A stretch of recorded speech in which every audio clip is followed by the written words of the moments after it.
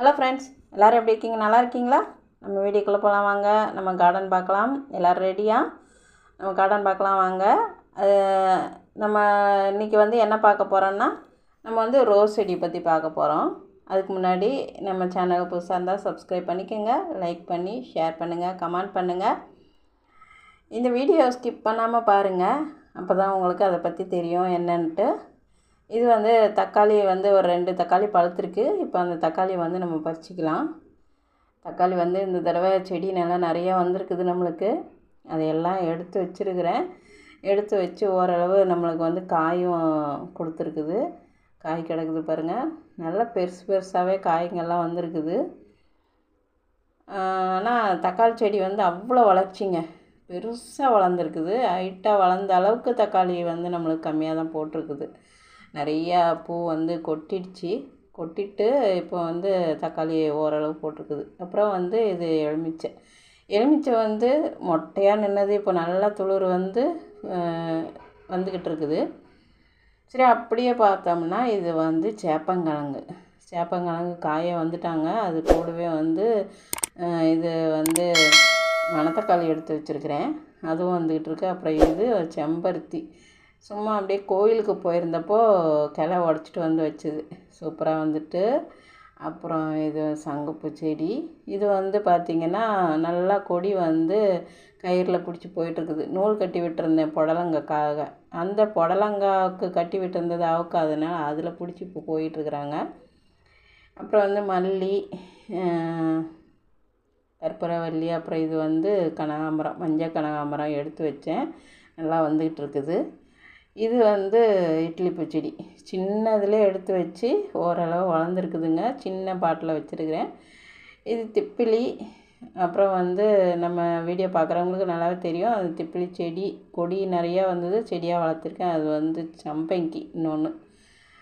அப்புறம் இது பச்சை மிளகா. இந்த பச்சை மிளகா செடி நம்மளுக்கு இந்த தடவை பூ கொட்டவே இல்லைங்க. அப்படியே காய் பிடிச்சிக்கிட்டு வந்துக்கிட்டு இருக்குது.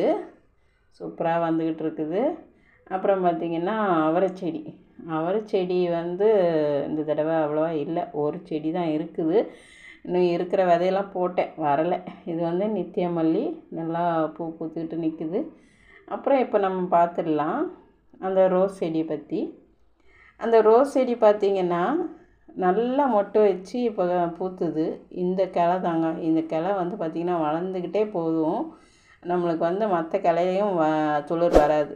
பார்த்திங்கன்னா திடீர்னு 2 கிளையில் 2 இதழ் மட்டும் மொட்டு வச்சுருக்குது. இதில் பார்த்திங்கன்னா 7 இலை இருக்குது. 1 2 3 4 5 6 7 இலை இருக்குது பாருங்கள். இது கிளை நம்மளுக்கு தனியாக தெரியும்.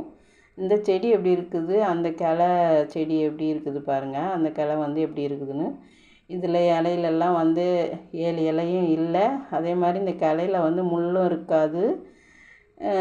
பார்த்திங்கன்னா துளிர் வேறு மாதிரி வரும், இதுவும் வேறு மாதிரி வரும். நம்மளுக்கு வித்தியாசம் நல்லா தெரியும்.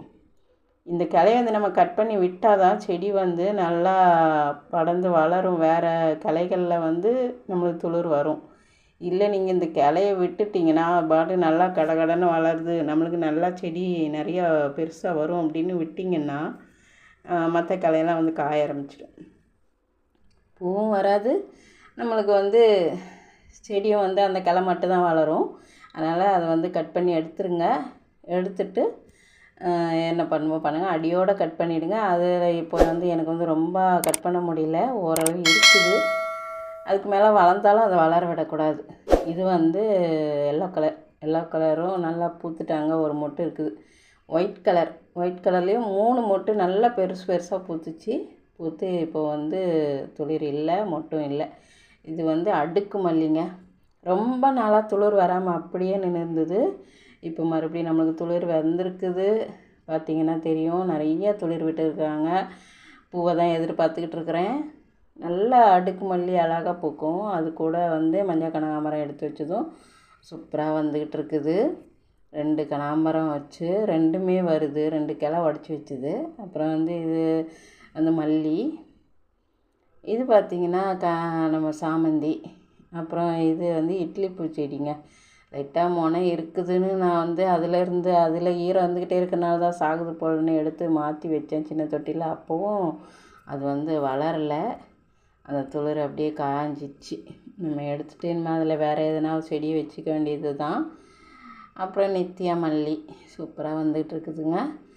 சரிங்க, இன்றைக்கி இந்த வீடியோ இதோட முடிச்சிக்கலாம். நாளை பார்க்கலாம். நம்ம சேனல் புதுசாக இருந்தால் சப்ஸ்கிரைப் பண்ணிக்கோங்க, லைக் பண்ணி ஷேர் பண்ணுங்கள், கமெண்ட் பண்ணுங்கள், சப்போர்ட் பண்ணுங்கள் ஃப்ரெண்ட்ஸ்.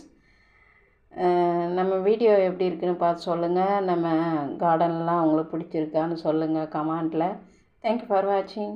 Tata, bye bye.